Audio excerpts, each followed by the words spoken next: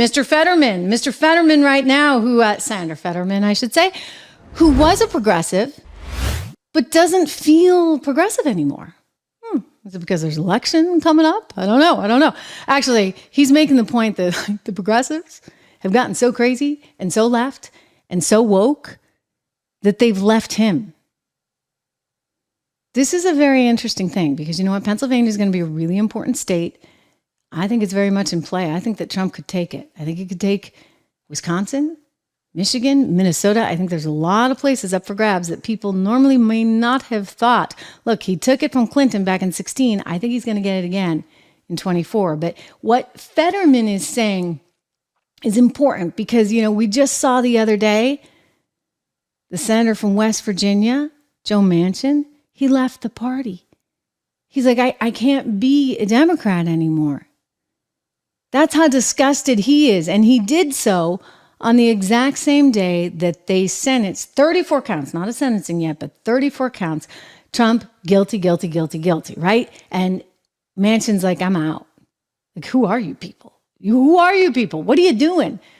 Well, now Fetterman is saying some interesting stuff in his hoodie and all. Let's watch him on CNN. 8 years ago, I was a progressive, but the situation's changed, and I've been very clear that I didn't leave that label. That label left me, and I think it's much more important to be focusing on Donald Trump instead of, you know. Oh, that's an interesting way of putting it. And it's left me, Fetterman. The label left didn't. Well, we won't get into your grammar right now, but this is a senator there who is trying to set the stage for saying, hey, it's okay. It's okay to all of his voters. You know what? You don't have to vote for Donald Trump just because you're frustrated with the insanity of the Democrat Party right now. Just because, you know, you think that boys are boys and girls are girls. You don't have to vote for Donald Trump. That's what he's effectively trying to say. And so Fetterman saying that the progressive label has left him. It has left him. But we still have to hate Trump. Interesting. You know, Hillary Clinton actually predicted that they would have a problem with where they were going in terms of the trans stuff, in terms of kids. Right, having their genders changed at such a young age, because those are things you can't recover from, ladies and gentlemen. Hillary Clinton actually said they needed to get off this. Oh, the left went crazy on her. You know what? The woke bullies came out in force and said, don't you dare, don't you dare. But she was sort of saying, you know, I'm going to be practical. It's not a winning issue.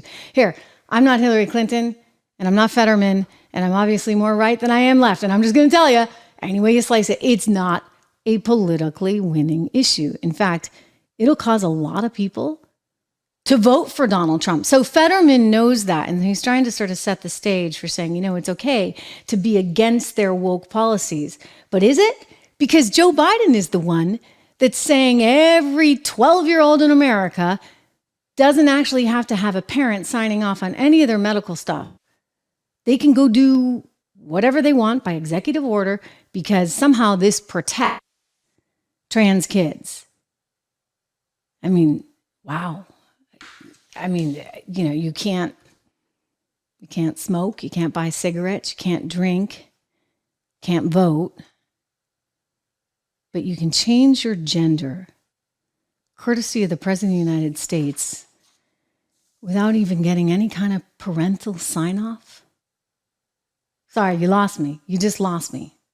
You know where else you lost me, Joe? You lost me on the darn immigration situation, because I'm looking at these numbers, 350,000 people just being given asylum because you can't handle the stampede that you asked for, that you begged for back in 2020.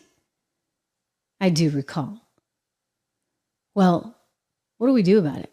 I mean, I think you got to elect different leaders, but even when you elect different leaders, you need a system in place.